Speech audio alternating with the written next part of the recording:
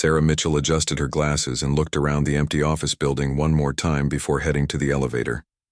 As the head accountant for Morrison & Associates, she often worked late, but tonight felt different somehow.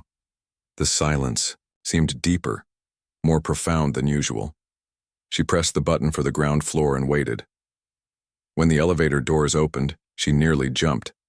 There stood Marcus, the night janitor, with his cleaning cart and that gentle smile that always made her feel oddly comforted. He was probably in his early 30s with kind brown eyes and calloused hands that spoke of hard work. His uniform was always spotless, and he moved with a quiet efficiency that Sarah had come to admire over the past year. "Working late again, Miss Mitchell?" Marcus asked, stepping aside to make room for her in the elevator. "Sarah, please." "And yes, the quarterly reports won't finish themselves," she replied, surprised by how naturally conversation flowed between them despite their different positions in the company hierarchy.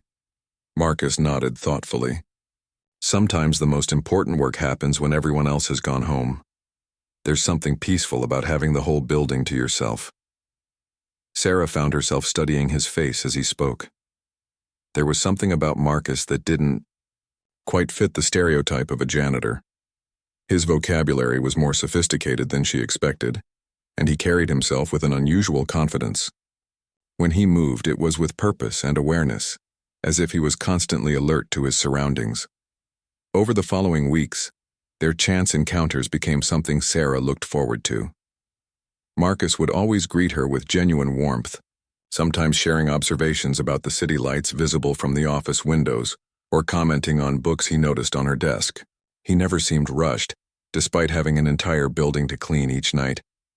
One evening, Sarah was struggling with a particularly heavy box of files when Marcus appeared as if from nowhere. "Let me help you with that," he said, lifting the box effortlessly with one hand. Sarah noticed the way his muscles moved beneath his uniform shirt, suggesting he was in much better physical condition than his job required. "Thank you," she said, watching him set the box down with careful precision. "You didn't have to do that." "My mother always taught me to help people when I could," Marcus replied. "She said kindness costs nothing but means everything." As weeks turned into months, Sarah found herself staying late more often, though she wasn't entirely sure if it was because of work or because she hoped to see Marcus. Their conversations grew longer and more personal. She learned that he read voraciously everything from philosophy to military history. He knew about art, could discuss politics without getting heated, and had opinions about movies she would never have expected a janitor to have seen. Marcus, for his part, seemed genuinely interested in her work and her life. He asked thoughtful questions about accounting principles and listened carefully when she complained about difficult clients or unreasonable deadlines. Unlike the men she typically dated, Marcus never seemed to be waiting for his turn to talk or trying to impress her with stories about his own accomplishments. The first time Marcus walked her to her car, Sarah felt safer than she had in months. The parking garage could be intimidating late at night, but something about his presence made her feel protected. He moved through shadows with an awareness that seemed almost supernatural, as if he could sense danger before it appeared.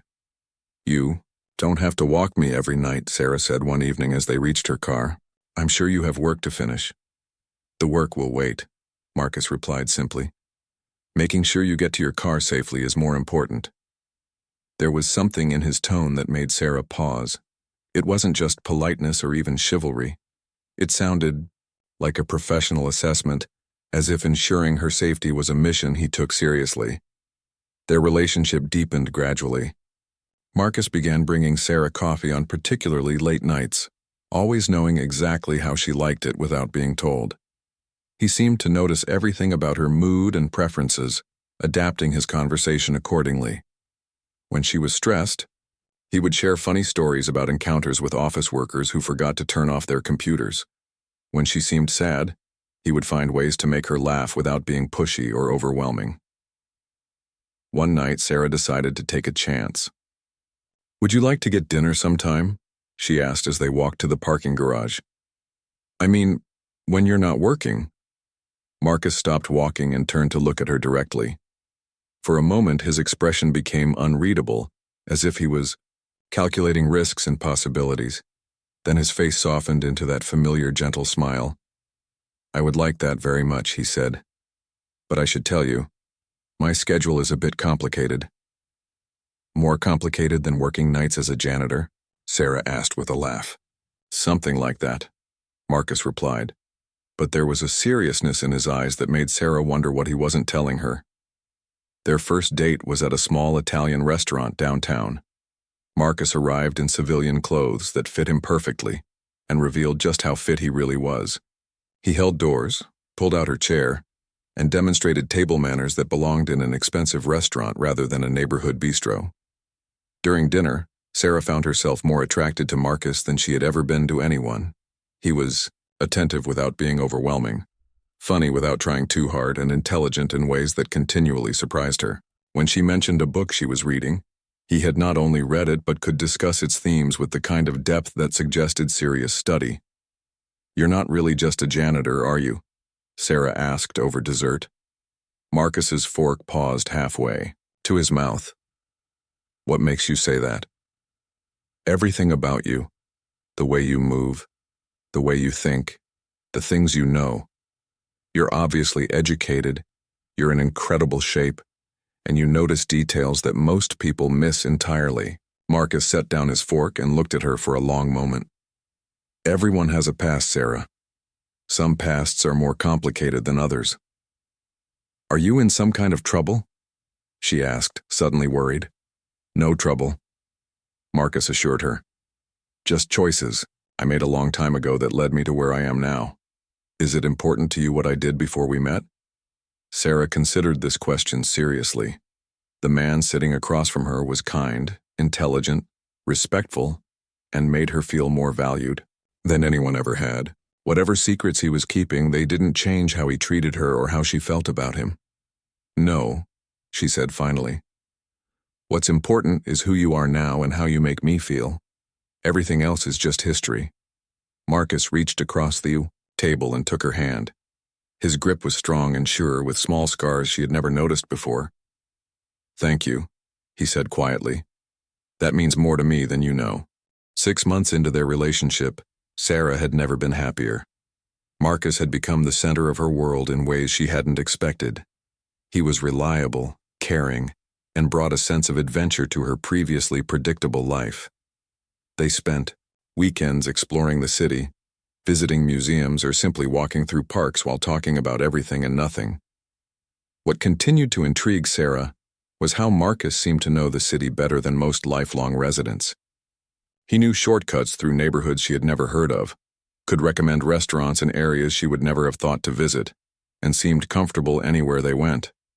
When they encountered homeless veterans, Marcus always stopped to talk with them, often pressing folded bills into their hands when he thought Sarah wasn't looking.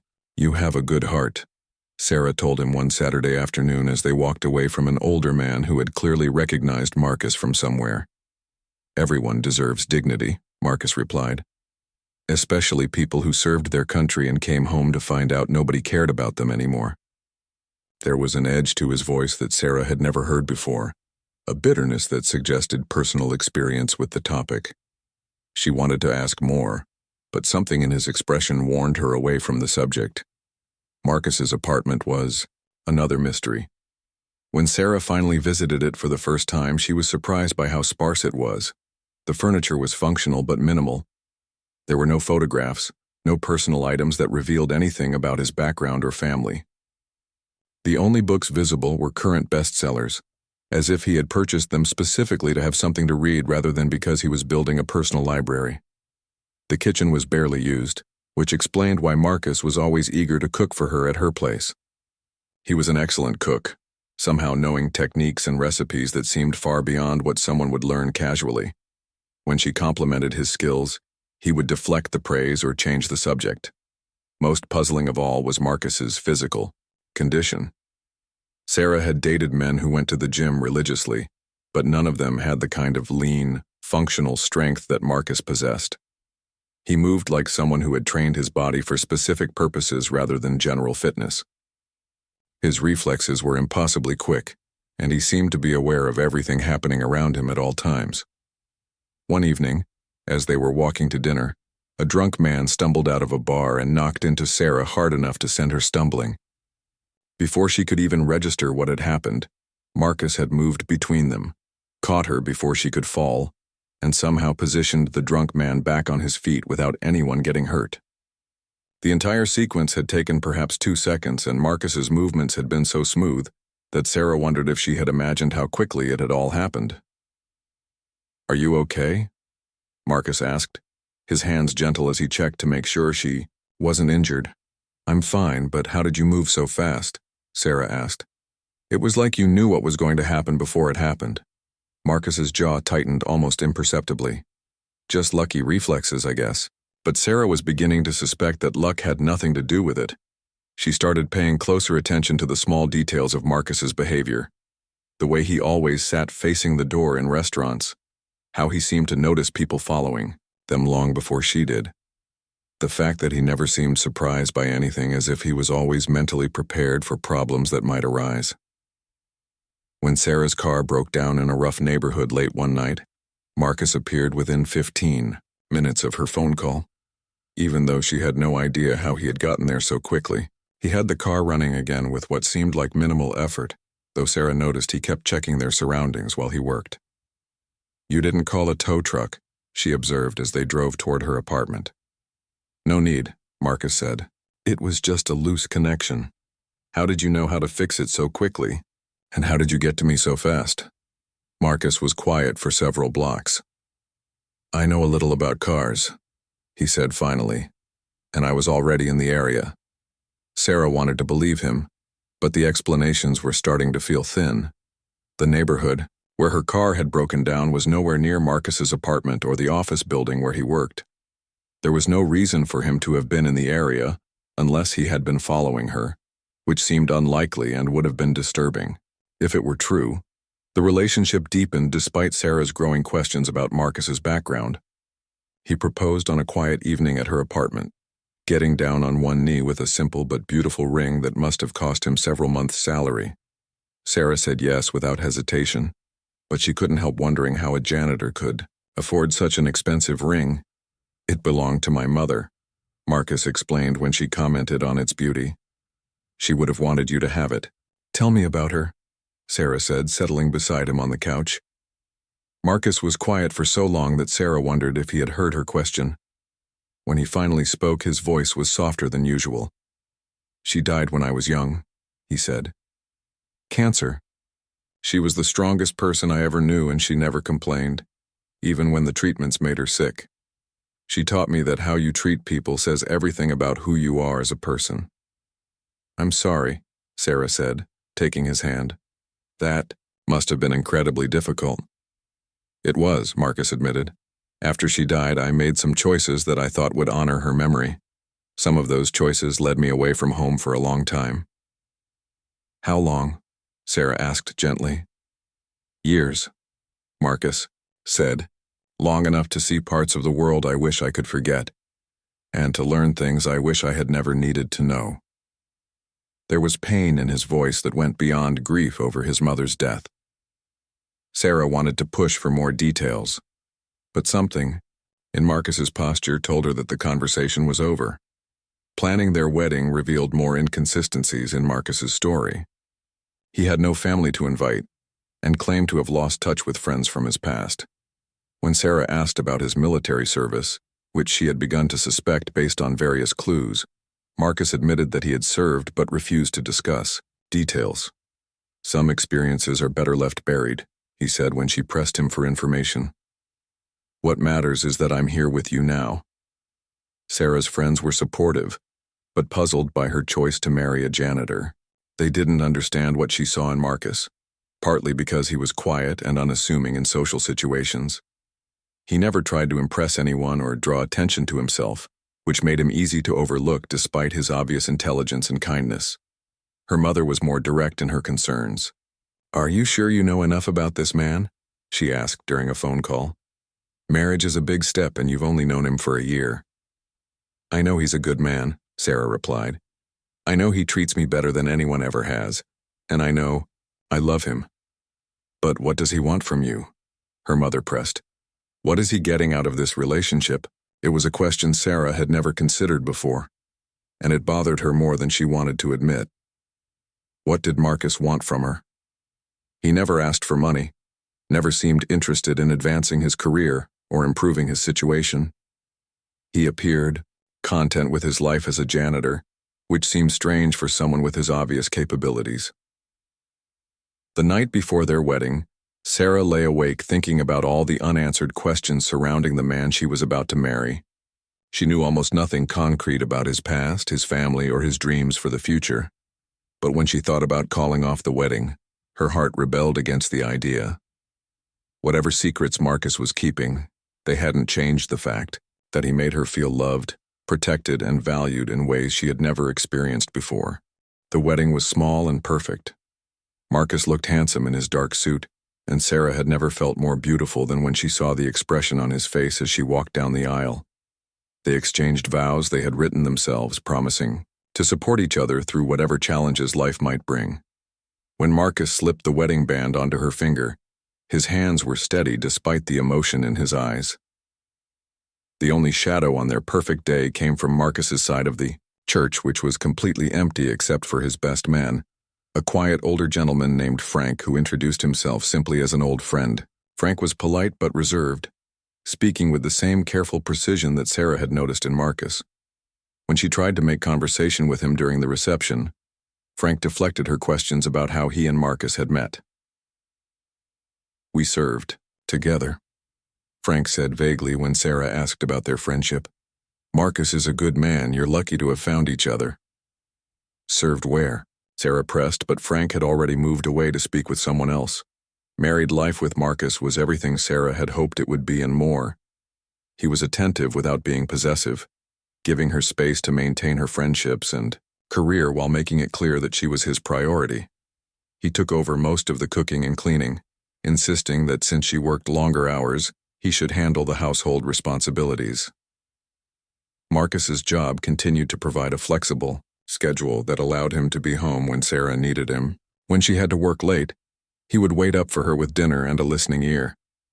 When she was sick, he took care of her with the kind of gentle efficiency that suggested medical training, though he deflected questions about where he had learned such skills. Their first real argument came 4 months into their marriage when Sarah suggested that Marcus look for a different job. She had been promoted to senior accountant with a substantial raise, and she thought it might be time for Marcus to pursue something more challenging than janitorial work. "You're obviously intelligent and capable," she said one evening as they cleaned up after dinner. "I could help you go back to school, or you could look into management positions. You don't have to clean office buildings for the rest of your life."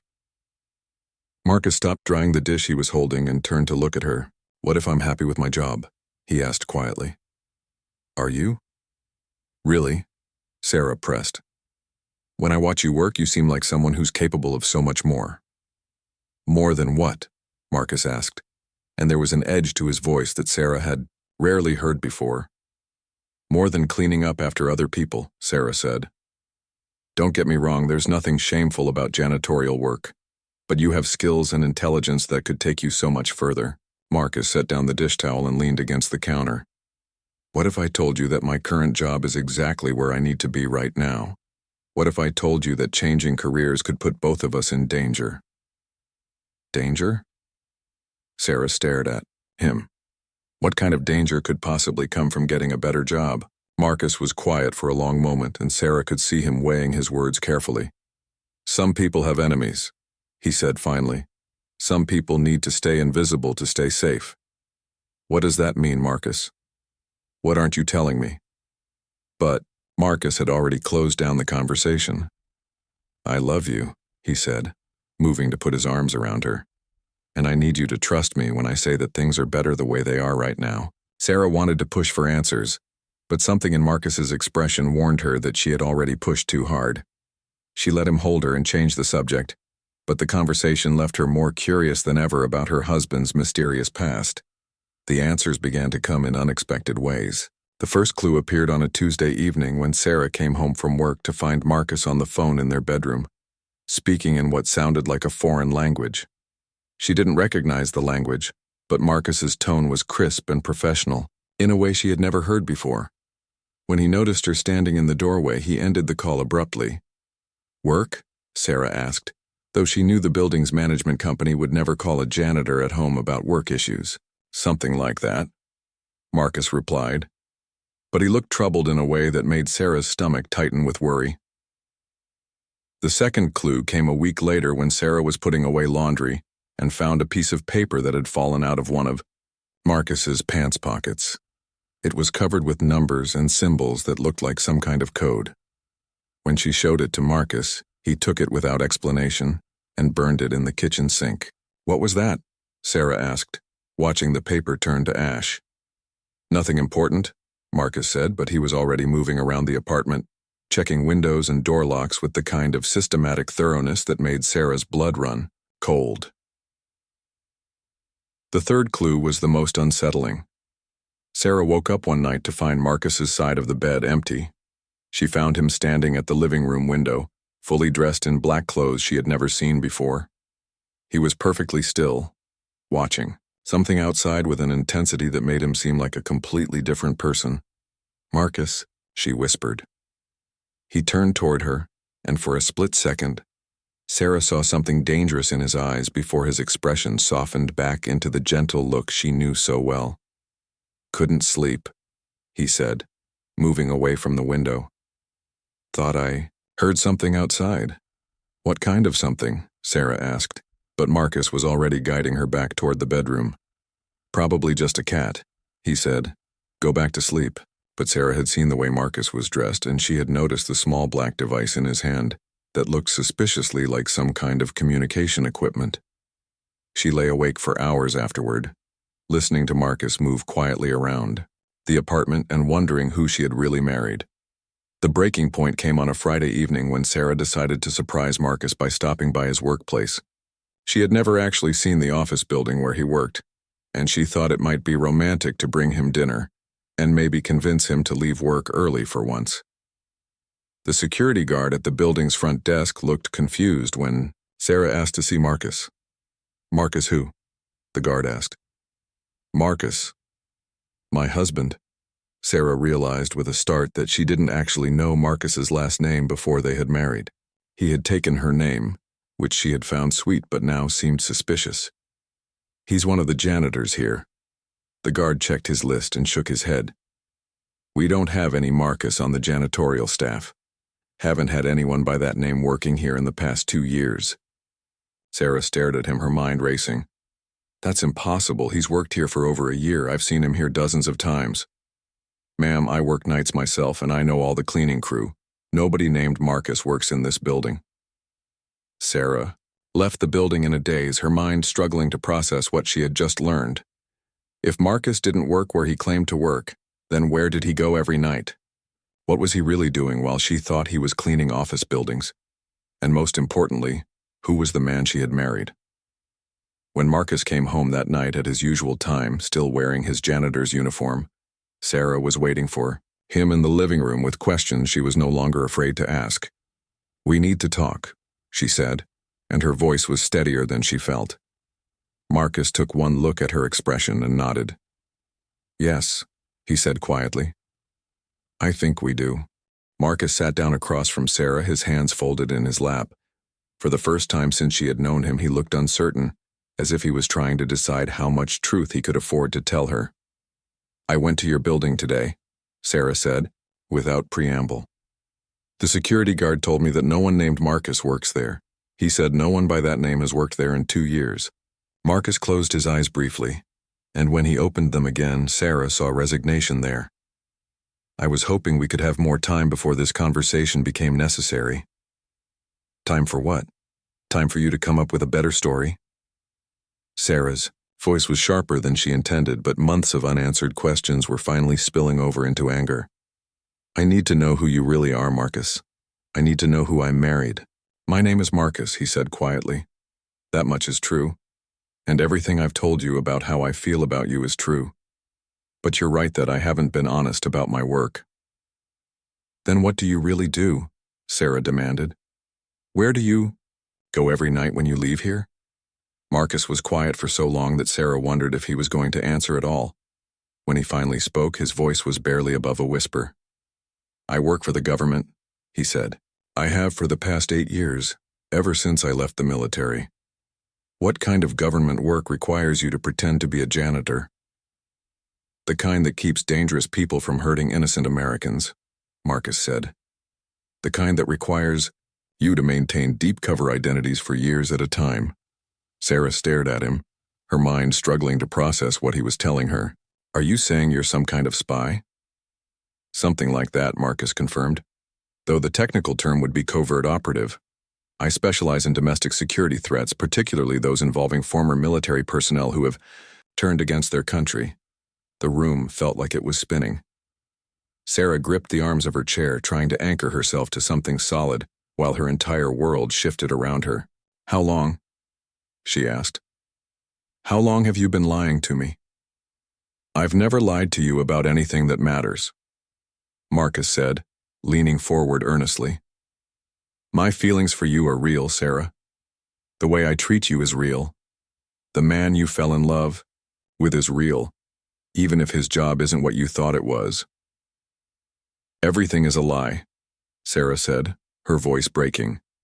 "Our entire relationship is built on deception." "No," Marcus said firmly. "Our relationship is built on the fact that we care about each other.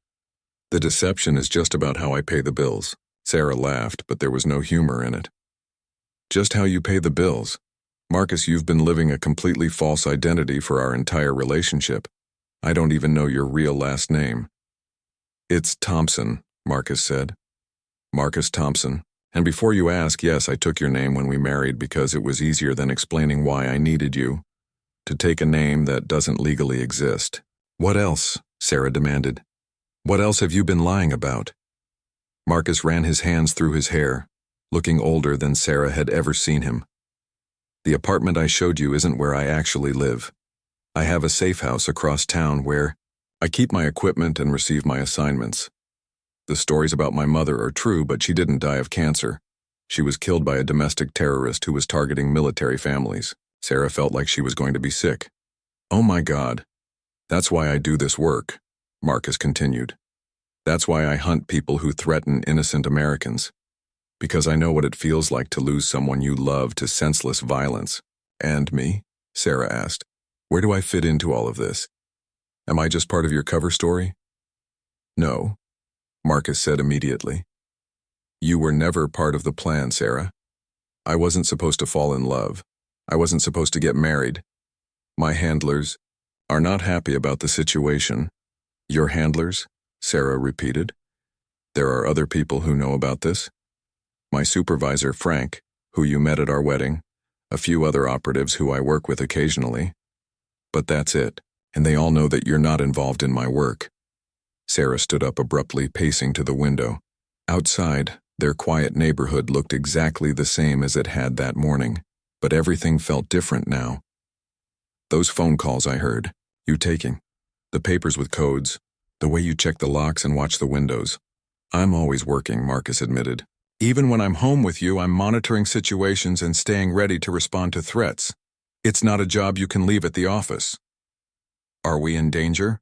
Sarah asked, turning to face him. "Am I in danger because I'm married to you?" Marcus's hesitation was answer enough.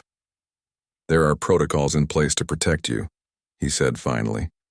"And most of the people I deal with don't even know my real identity, let alone that I'm married." "Most of them," Sarah repeated. "What about the ones who do know?" "Sarah, please sit down," Marcus said gently. "Let me explain everything, and then you can decide what you want to do with this information." Sarah remained standing, her arms crossed defensively. "I'm listening." Marcus took a deep breath. "I was recruited for this work because of my military background. I spent 6 years in special forces, working primarily in counterterrorism operations overseas. When I came back to the States, I was approached by a government agency that needed someone with my skills to work domestic cases." "What kind of domestic cases?" "Veterans who come home from war zones and can't adjust to civilian life. Some of them turn to crime, others to extremist groups. A few become genuine threats to national security." My job is to identify these individuals and either help them get back on track or neutralize the threat they pose. Neutralize, Sarah repeated. What does that mean exactly? It depends on the situation, Marcus said carefully. Sometimes it means connecting them with mental health resources or job placement programs. Sometimes it means arrest and prosecution. And sometimes you have to kill them, Sarah finished. Marcus nodded reluctantly. It's rare, but yes. When someone poses an imminent threat to innocent lives and there's no other option. Sarah sank back into her chair, overwhelmed by the magnitude of what Marcus was telling her. The gentle, caring man she had married was also someone who hunted dangerous people for a living and was prepared to kill when necessary. The building where you thought I worked, Marcus continued, houses a private security firm that serves as a front for our operations. I do go there most nights, but not to clean floors. I go there to receive briefings, plan operations, and coordinate with other team members. And you've been doing this our entire marriage, Sarah said. Living this double life, lying to me every single day. I've been protecting you, Marcus corrected, by keeping you separate from my work, by making sure you never had to know about the ugly things I deal with. I wanted to give you a normal life with a husband who could come home every night and focus on making you happy. But it wasn't real, Sarah said. None of it was real. My love for you is real, Marcus said intensely. The way I feel when I hold you, the way I want to protect you and build a future with you, all of that is completely real. The job is just what I do to pay for the life I want to have with you. Sarah looked at her husband, trying to reconcile the man she thought she knew with the covert operative sitting across from her. The physical evidence had been there all along. His fitness, his awareness, his knowledge and skills that seemed inconsistent with his supposed background. She had noticed the signs but convinced herself they didn't matter. I need some time to think, she said finally. Marcus nodded, though she could see how much her response worried him. Of course, take all the time you need, but Sarah, there's one more thing you need to know. What now? She asked wearily. There's a situation developing that might require me to go away for a while. I've been trying to delay the assignment, but my supervisor is running out of patience. Go away where? I can't tell you that. But it could be dangerous and it could take several months. Sarah stared at him, wondering how many more revelations she could handle in one evening. When? Soon. Maybe within the next few weeks. And you were just going to disappear without explaining any of this to me? I was hoping I could find a way to decline the assignment, Marcus said. But that's looking less and less likely. Sarah stood up again, needing distance from Marcus while she tried to process everything she had learned. I can't do this right now. I need to be alone to think. Marcus rose as well, his expression pained. Where will you go? My sister's place. Probably. I'll call you when I'm ready to talk again. As Sarah packed a bag, Marcus stood in the bedroom doorway, watching her with an expression of such sadness that she almost changed her mind about leaving. But she needed space to figure out how she felt about being married to a man she didn't really know at all. Sarah spent 3 days at her sister Jennifer's apartment, alternating between anger, confusion, and a deep sadness that seemed to settle in her chest like a physical weight. Jennifer, who had never particularly liked Marcus, was surprisingly supportive once Sarah explained the situation. I can't decide if this makes him more interesting or more terrifying, Jennifer said as they sat on her couch sharing a bottle of wine. I mean, he's basically a real-life action hero, but he's also been lying to you for your entire relationship. That's exactly the problem, Sarah said. I don't know how to feel about any of this. Part of me is impressed that he's been protecting the country and doing important work. But another part of me feels like I never really knew him at all. What does your gut tell you? Jennifer asked. Sarah considered the question seriously. My gut tells me that the Marcus I fell in love with is real, even if his job description was fake. He's never been anything but kind and loving toward me, but I'm scared about what this means for our future. Her phone had been buzzing with text messages from Marcus since she left, but she hadn't been ready to read them until now. When she finally opened her phone, she found messages that ranged from apologetic to worried to desperate. The most recent message, sent just an hour ago, was different from the others. Sarah, there's been a development with my work situation. I need to see you. It's important. Please call me. Against her better judgment, Sarah called him back. Thank God, Marcus said when he answered. Are you safe? I'm at Jennifer's. What's going on? I can't discuss it over the phone, but I need to see you tonight. Can you meet me somewhere public? Somewhere we can talk privately, but where you'll feel safe. The urgency in his voice worried Sarah more than she wanted to admit. The park near our apartment by the playground? Perfect. Can you be there in an hour? Yes, Sarah said, though she wasn't sure why she was agreeing. Sarah, Marcus said, and his voice was softer now. I know you're angry with me and you have every right to be. But I need you to know that I love you more than anything in this world. Whatever happens next, that will never change. The call ended before Sarah could respond, leaving her staring at the phone and wondering what Marcus meant by whatever happens next. An hour later, Sarah sat on a park bench watching Marcus approach from across the grass. Even in civilian clothes, he moved with the fluid awareness she now understood came from years of military and covert training. When he reached her, he didn't try to sit down beside her, instead remaining standing a respectful distance away. Thank you for coming, he said. You said there was a development. What's going on? Marcus glanced around the empty park before answering. The assignment I mentioned, the one that would take me away for several months. The timeline has been moved up. I leave tomorrow night. Sarah felt her stomach drop. Tomorrow? But we haven't even finished talking about everything. I know. That's why I had to see you tonight.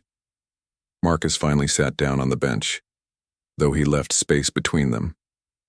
There are things I need to tell you before I go. Things you need to know in case something happens to me. What kind of things? Practical things, financial things. There's a bank account you don't know about with enough money to take care of you for years if necessary. The deed to our apartment is in a safe deposit box, along with documents that prove my real identity and my government employment. Marcus, you're scaring me. What exactly are you walking into? He was quiet for a moment, watching a couple walk their dog in the distance. There's a former Special Forces operator who's been recruiting other veterans for what amounts to a domestic terrorist cell. They've been planning attacks on government facilities, and intelligence suggests they're close to acting on those plans. And your job is to stop them? My job is to infiltrate their organization and gather evidence that can be used to arrest them all before anyone gets hurt. But these are highly trained, paranoid individuals who have every reason to be suspicious of newcomers. Sarah felt cold despite the warm evening air. How dangerous is it? Dangerous enough that my supervisor wanted to brief you on emergency protocols just in case. Emergency protocols? Marcus reached into his jacket and pulled out a business card. If something happens to me, if I don't come home, or if you hear news reports about violence involving military veterans, you call the number on this card. The person who answers will help you relocate someplace safe until the situation is resolved. Sarah stared at the plain white card with just a phone number printed on it. Relocate? You mean go into hiding? Hopefully it won't come to that, but yes. If my cover gets blown and these people figure out who I really am, they might try to use you to get to me. The full reality of Marcus's world was finally hitting Sarah. This wasn't just about him having a dangerous job. This was about both of their lives being potentially at risk because of the work he did. Why? She asked. Why do you do this work when it puts us both in danger? Marcus turned to look at her directly for the first time since he had sat down. Because someone has to. Because there are people out there who want to hurt innocent Americans, and if operators like me don't stop them, they will succeed. My mother was innocent, Sarah. She was just a military wife trying to raise her son, and she died because no one stopped the man who killed her in time. Sarah could hear the pain in his voice, the guilt that he had been carrying for years. That wasn't your fault. No, but her death is the reason I can't walk away from this work. Every terrorist I help arrest, every attack I help prevent, that's one less family that has to go through what I went through. They sat in silence for several minutes, watching the lights come on in windows across the neighborhood. Sarah found herself thinking about all the normal families in those houses. People who went to bed each night without worrying about domestic terrorists or government cover-ups. "I understand why you do the work," she said finally. "I even admire it. But I don't understand why you had to lie to me about it." "Because the moment you know the truth, you become part of it," Marcus said. "You become someone who has to worry about security protocols and emergency procedures. You become someone who has to lie to her friends and family about what her husband really does for a living. I was trying to protect you from having to live in my world." "But I'm your wife," Sarah said. "I should have been able to make that choice. For myself." "You're right," Marcus admitted. "I should have told you before we got married. I should have given you the chance to decide if you could handle being married to someone in my profession. And now you know everything, and you get to decide if you want to stay married to me or if this is too much for you to handle." Sarah looked at her husband, really looked at him, trying to see past the deception to the man underneath. What she saw was someone who had dedicated his life to protecting people like her, someone who carried the weight of dangerous secrets so that others could sleep safely at night. What she also saw was someone who loved her enough to risk his career by telling her the truth. "What if I said I wanted you to quit?" she asked. "What if I said I couldn't handle being married to someone who does what you do?" "Then I would quit," Marcus said without hesitation. "I would walk away from the agency tomorrow and find work doing something else." "Just like that? Just like that? You're more important to me than any job, Sarah. You're more important to me than anything." Sarah felt tears starting to form in her eyes. "But you'd resent me for making you give up work that's obviously important to you." "No," Marcus said firmly. "I'd be grateful that you gave me a reason to have a normal life. And what about the mission tomorrow? What about the terrorists you're supposed to stop?" Marcus was quiet for a long moment. "Someone else would have to handle it. It wouldn't be the first time an operative had to be pulled from an assignment due to personal circumstances." Sarah realized that Marcus was offering to give up everything that had defined his adult life for her. The magnitude of that offer was almost overwhelming. "I can't ask you to do that," she said. "I can't ask you to abandon work that saves lives just because I'm scared." "You're not asking," Marcus pointed out. "I'm offering, but you shouldn't have to choose between your marriage and your duty to your country." "Then what do you want me to do?" Marcus asked. Sarah took a deep breath, knowing that her next words would determine the course of their entire future together. "I want you to go on your mission tomorrow.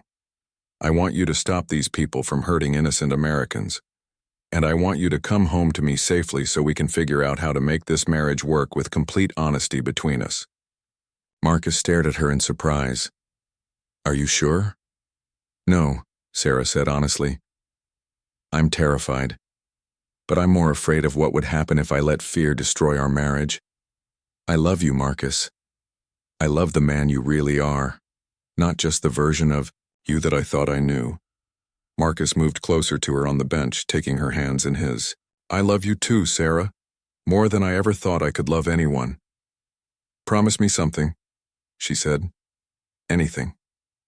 Promise me that when you come back, we'll figure out how to do this right. No more lies, no more secrets that don't absolutely have to be secrets. If we're going to be married to each other, then we need to really be married to each other." "I promise," Marcus said, and Sarah could see that he meant it. 3 months passed without any word from Marcus. Sarah tried to maintain her normal routine, going to work each day and spending evenings with friends. But the waiting was the hardest thing she had ever done. Every news report about military operations or domestic terrorism made her heart race, wondering if Marcus was involved and whether he was safe. Frank, Marcus's supervisor, called her once a week with updates that weren't really updates. "He's doing well," Frank would say. "The mission is progressing as expected." But he never gave her details about what Marcus was actually doing or when he might come home. Sarah found herself looking at other couples differently now, wondering how many of them were keeping secrets from each other. She had always thought her marriage was built on complete honesty, but now she understood that every relationship involved some level of performance, some version of yourself that you chose to show your partner. The difference was that most people weren't hiding careers as government operatives.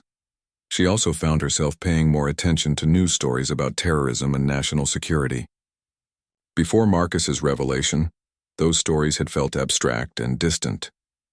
Now she understood that there were people working behind the scenes to prevent attacks that could have devastating consequences for ordinary Americans like herself.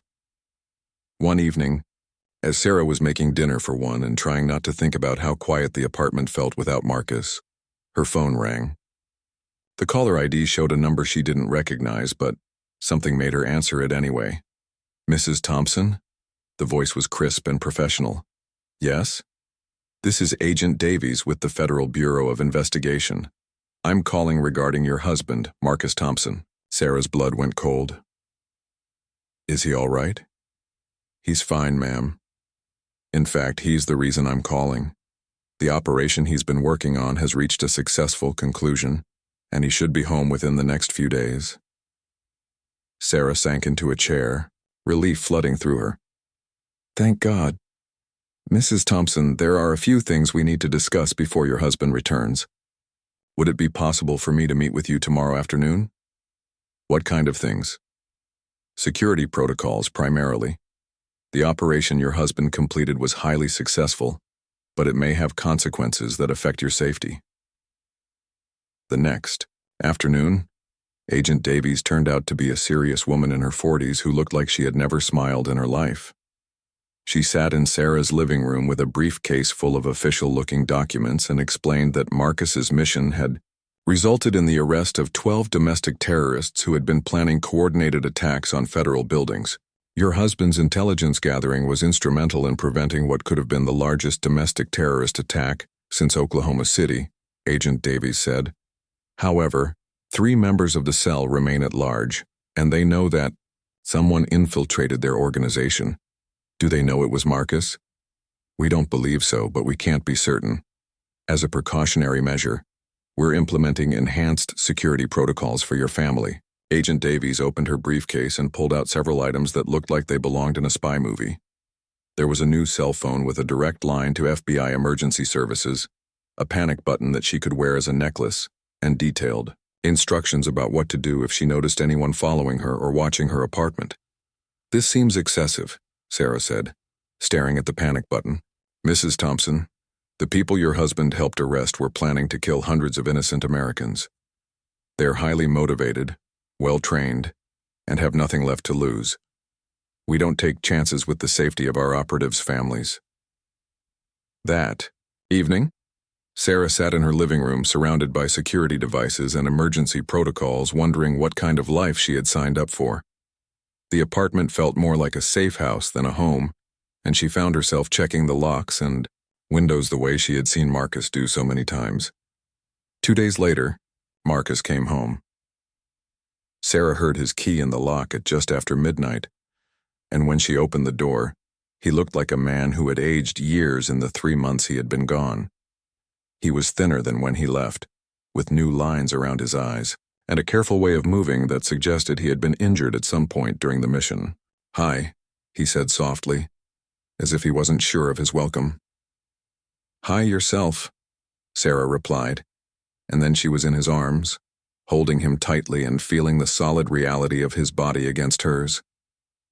"I wasn't sure you'd still be here," Marcus admitted, his face buried in her hair. "Where else would I be?"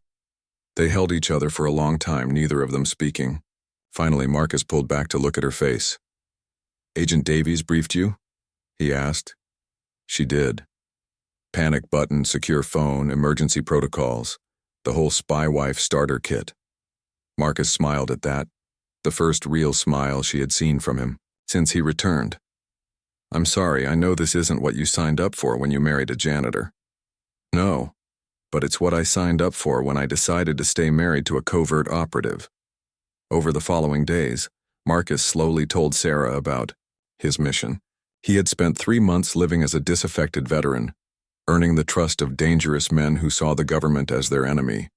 He had attended planning meetings, participated in weapons training, and gathered evidence that led to arrests that prevented mass casualties. There were moments when I thought I might not make it home, Marcus admitted as they lay in bed one night. Not because of the physical danger, but because living that kind of hatred and anger for months at a time, even as an act, it changes something inside you. But you did make it home, Sarah said, running her fingers through his hair. And you saved lives. We saved lives, Marcus corrected. I couldn't have done this without knowing you were here waiting for me. Sarah propped herself up on her elbow to look at him. What happens now? Now we figure out how to have a normal marriage while I do abnormal work, Marcus said. I've talked to Frank about changing my assignment. No more deep cover operations that require me to disappear for months at a time. I want to be home with you. And he agreed to that? He agreed to consider it. Apparently, married operatives are statistically more stable and effective than single ones, so the agency has an interest in keeping spouses happy. Sarah laughed. I'm glad my happiness serves a strategic purpose. Your happiness serves the purpose of making my life worth living, Marcus said seriously. Everything else is secondary. 6 months later, Sarah had adjusted to being married to a government operative in ways she never could have imagined. Marcus still worked nights, but now he came home and told her general details about his cases. He investigated financial crimes by veterans who were defrauding disability benefits, tracked down former military personnel who had gone missing, and occasionally provided security for high-value witnesses in federal cases. It wasn't the quiet life Sarah had once envisioned, but it was their life, and she had come to appreciate its unique challenges and rewards. She knew that her husband's work made the world a little safer for everyone, and she was proud to support him in that mission. The apartment still had security protocols, and Sarah still carried the panic button, but she had learned to think of these things as practical precautions rather than sources of fear. Marcus had taught her basic self-defense techniques and how to recognize surveillance, skills that made her feel more confident rather than more paranoid. Most importantly, they had learned to be completely honest with each other about everything that mattered. Marcus shared his concerns about dangerous cases, and Sarah shared her fears about his safety. They had developed ways of communicating that allowed them both to feel connected and supported, despite the unusual demands of Marcus's career. One evening, as they cooked dinner together in their kitchen, Sarah watched her husband move around their space with the calm efficiency she had always admired. He was no longer pretending to be someone else, and she was no longer wondering who she had really married. Any regrets? Marcus asked, noticing her watching him. About what? About choosing to stay married to someone in my line of work. About all the complications that come with loving a government operative. Sarah considered the question seriously. Their life together was more complex than most marriages, filled with security protocols and emergency procedures that their friends couldn't understand. But it was also filled with a depth of trust and commitment that she had never experienced before. No regrets, she said finally. I'd rather have a complicated life with you than a simple life with anyone else. Marcus smiled and pulled her into his arms. Even though I'm not really a janitor? Especially because you're not really a janitor, Sarah replied, and she meant it completely. Outside their window, the city went about its evening routines, full of people who would never know that their safety was protected by individuals like Marcus, who worked in shadows to keep the light burning for everyone else. Sarah had become part of that hidden world, and she had discovered that some secrets were worth keeping and some deceptions were acts of love. Her husband was a hero, even if the world would never know his name. And she was the woman who got to love him, support him, and share the burden of the important work he did. It wasn't the life she had planned, but it was exactly the life she wanted.